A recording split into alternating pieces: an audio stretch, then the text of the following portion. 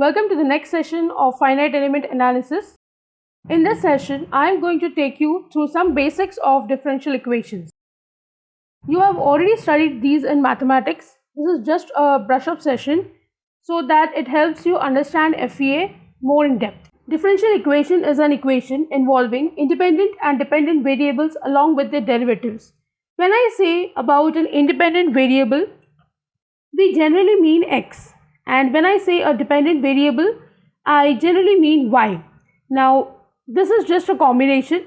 When I say y is a function of x, this simply means it is in the form of an equation in terms of x. For example, 3x squared plus x cubed plus 2. This is just an equation. If I change the value of x, the value of y is going to change. This is the meaning of y is a function of x. So here you can observe I have written d square y by dx square minus dy by dx plus 5 is equal to 0. This is an example for differential equation. Y is a dependent variable, x is the independent variable. Now there is something which you need to know, that is there are two types of differential equation. One is called as ordinary differential equation and one is called as partial differential equation. When y is a function of x only, we call it as ordinary differential equation, like you can see over here. Suppose if y is a function of x and z both, which means y will change with respect to x and z both, in that case we say this is partial differential equation, which means y is changing partially with respect to x and with respect to z. In differential equations and their solution in FEA, we are going to discuss only about ordinary differential equations. Next, we'll talk about order of differential equation. It is given by the highest order of the derivative in the equation. Now, highest order is over here. If you look at this equation over here, in this equation, there are two numbers. One is this number you see over here and one is the number which you see over here. This number inside which you see t raised to some number, this indicates the order of the equation, and this number 1 over here is the degree of the equation. If you observe this term has two numbers, one here and one outside. The order is 1, degree is 1. For this term, order is 2, degree is 1. Now, degree of the differential equation is the highest degree of the highest order of the derivative. This is very important. There are two terms as you can see over here, d square y by dx square and dy by dx. Your order is 2, your order is 1. For both the terms, the degree is 1. Now, I am going to choose the highest order of the term first, that is for this one, for this equation, d square y by dx square has order 2. So, this term is what I am going to focus on. Now, whatever number is written over here as the degree is going to be the degree of the differential equation. This is another equation that I have. Supposing if I change this equation to this format, just for your reference, I just changed this equation. Here you can see order is 2, degree is 1. Here you can see order is 1, degree is 2. So, for this equation over here, I am going to have the highest order as 2. And hence the degree of the equation remains 1. This is not going to determine the degree of the equation because we will first focus on the order. If the term has highest order, whatever degree it contains is the degree of the differential equation. For this one, order is 2, degree is 1 from this term. Similarly here, order is 2, degree is 1. Though this term individually has order as 1 and degree as 2, but this will not be used for considering the degree of the entire equation. So I hope you understood the difference between order and degree and how do you choose the degree of the differential equation. So if you look at this equation and this one too, both are linear differential equations. Linear means the degree over here is 1. If the degree is more than 1, for example here, it will be called as a non-linear differential equation. But for this equation, the highest order is 2 and its corresponding degree is 1, which becomes the degree of the equation. So this is a linear differential equation. Next, I'll talk about the solution of a differential equation.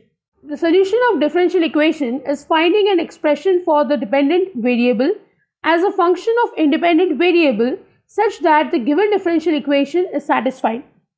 Now, I have already given you an example. I'll give you one more example. D square y by dx square plus y is equal to 0. This is a differential equation. Let me say the solution of this differential equation is y is equal to k sine x, where k is a constant. It could be 1, 2, 3, 4, 30, 40, any number. So when I have this solution, which I assume, if I differentiate twice, substitute here, and I substitute this term here, so I get some answer, my LHS should be equal to RHS. If this solution satisfies this equation by proving LHS equal to RHS, I can say that this is the solution of this differential equation. If I substitute this and I do not get LHS equal to RHS, I cannot say this is the solution. So this is how you find a probable solution to a differential equation. There can always be more than one solution to a differential equation. Now here you can see that I have written the dependent variable in terms of independent variable. You could have also taken an equation over here like 3x square plus 4 plus 5x cubed, something like that. But this is a solution only when you substitute here and you get LHS equal to RHS. So you can have more than one solution as well. This is a trigonometric solution. This is an algebraic solution. Next we'll talk about linear differential equation. As I just showed you the equation which was linear differential equation, I'll just show how a linear differential equation is written. It is written as d raised to n y upon dx raised to n plus k1 d raised to n minus 1. Now you can see n is the highest order of the differential equation that you have. Say if it is 3. So if this is 3, it will be d square y by dx square. K1, K2, K3, anything that I write over here, they are all constants. So similarly, I can write K2 d raised to n minus 2 y upon dx raised to n minus 2. Now this will continue up to Kn into y, such that you're writing the derivative terms. You come to dy by dx and finally this should be only y. Now this will be equal to phi of x. Phi of x is nothing but a function of x. Phi is something like function of x, how you write. Similarly, you can write function of x in this way. So it could be anything like 3x cubed plus 4x squared plus 9. It's just an equation in terms of x. That is the meaning of function of x. So when you have a linear differential equation like this, what we can do is, I am going to substitute d by dx as capital D in this equation. This is just an operator that I am using. So this equation will now become d raised to n y plus k1 d raised to n minus 1 y plus k2 d raised to n minus 2 y. This will continue up to kn minus 1. This will become dy, and my last term is plus kn into y is equal to phi of x. Now if you observe carefully, y is a common term. So therefore what remains is d raised to n plus k1 d raised to n minus 1 plus k2 d raised to n minus 2 up to kn minus 1 d plus kn. And here you can see y is common, and on the right hand side I am continuing with the same term. If you look here, this is nothing but it's a function of d. In terms of d you have written many terms. So I can say that this entire thing is function of d, and you have y over here is equal to phi of x. So this is the equation that I get, or this is the way how a linear differential equation is supposed to be written.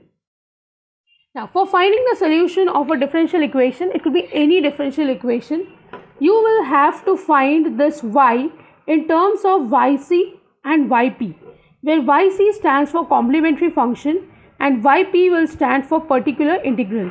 So I have to find the solution of phi in terms of CF plus PI. Now this method that I am going to teach you for finding the complementary function and the particular integral is called as the exact method. By using exact method, you can find the exact answer for a differential equation. So the solution of the differential equation is in two parts, complementary function and particular integral. Complementary function, which can be obtained by solving the polynomial equation. You can look here, the left hand side had function of d. You will equate this equation to 0. This equation is also called as characteristic equation. And the other part of the solution was particular integral, which depends on the type of function phi of x. So I will show you how to calculate one by one now. We'll first go to complementary function. This function is decided according to the nature of roots of f of d equal to 0 and involves n number of arbitrary constants c1, c2, etc., where n is the order of differential equation. This is very important. Now, suppose if I say f of d is 0. Okay, let me take an example for you so it becomes much clearer.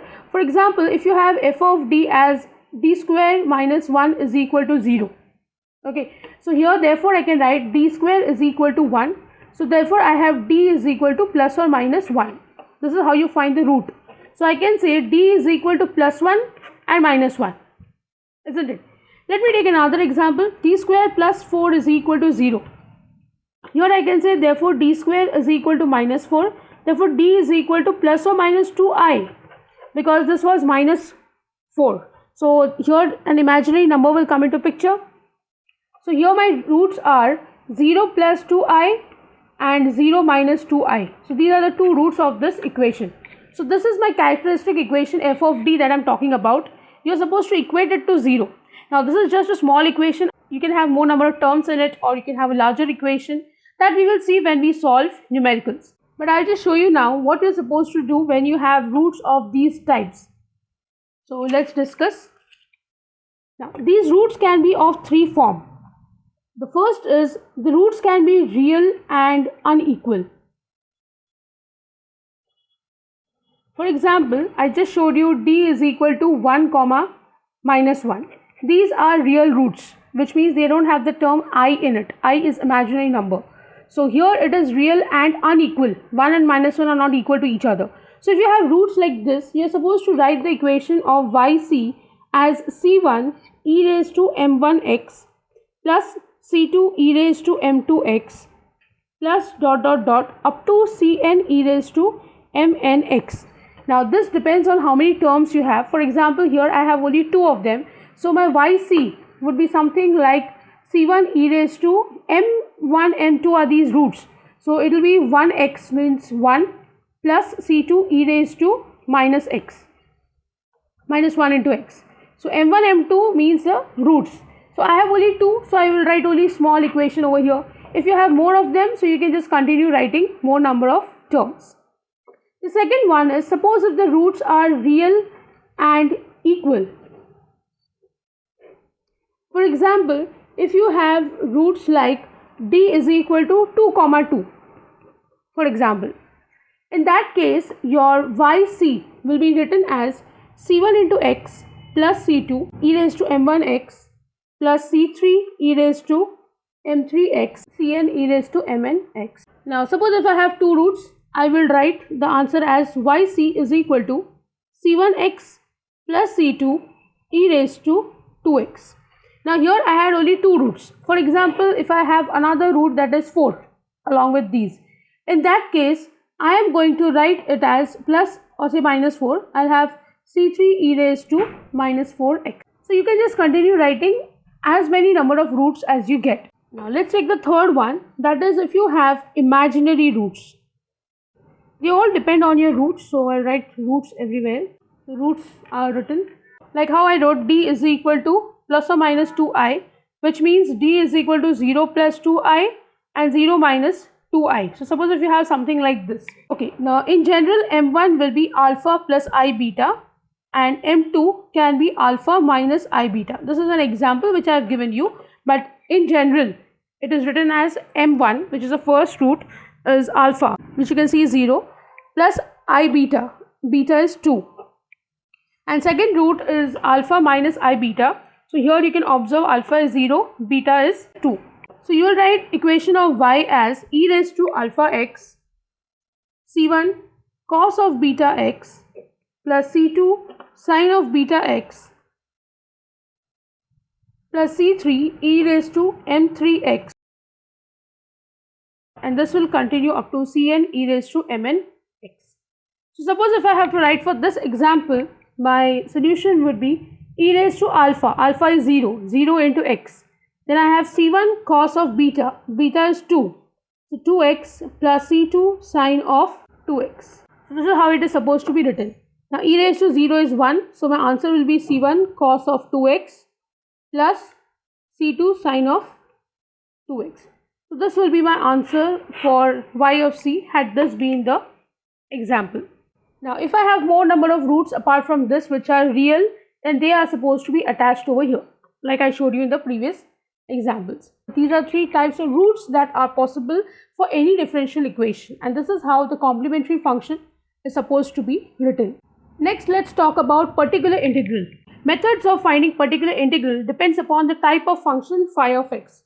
This is something very important. Now phi of x can be of various types. Let's take up the first one. Phi of x is equal to x raised to m. This is the most common type of example that you are going to encounter. So phi of x is equal to x raised to m means it is something like 3x square plus 3x plus 4. This is just an example of an equation. So the solution, that is yp, should be written as 1 upon f of d, which you saw in the equation, into x raised to m. You just have to simply multiply. Now this 1 upon fd will become in terms of inverse. So this will become f of d inverse into x raised to m. Next type can be phi of x is equal to e raised to ax. In this case, yp will be written as 1 upon f of d into e raised to ax. The first pattern of writing is the same. For solving this, I will write this as 1 upon f of a. Instead of d in the equation, I will substitute them as a into e raised to ax. Now this will be done if f of a is not equal to 0. You understand that if I have f of a as 0, this will become infinity, so I cannot find the solution. I can say on substitution of a, the entire equation should not become equal to 0. Suppose if it becomes equal to 0, in that case this will be written as 1 upon x into 1 upon f dash into a into e raised to ax. Now this is when f of a will become equal to 0. On substitution of a in this equation, if it becomes 0, just take the derivative of this f of d and then substitute a in place of d, and here a term x will be multiplied. Third is phi of x is equal to sine of ax plus b, or it can be cos of ax plus b. In that case, yp will be 1 upon f of d square into sine of ax plus b, or it can be cos of ax plus b. This will be solved as x into 1 upon f dash minus a square into sine of ax plus b. Again, like the previous one, use this if f dash of minus a square is not equal to 0. Next is the fourth one, which is phi of x is equal to e raised to ax into psi of x. Psi again means function, so it can be another function of x which is written over here. In this case, the solution is yp is equal to 1 upon f of d into e raised to ax into psi of x. And when I have to solve this further, e raised to ax is just common, and instead of this d, write d as d plus a into psi of x, and then further solve the numerical. So these things will become clear when I take up some numericals. With this I end the session. I hope you have understood the lecture and how you are supposed to find the various functions. In the next session, we will discuss about finite difference method, after which we can start solving of numericals. See you in the next session. Thank you.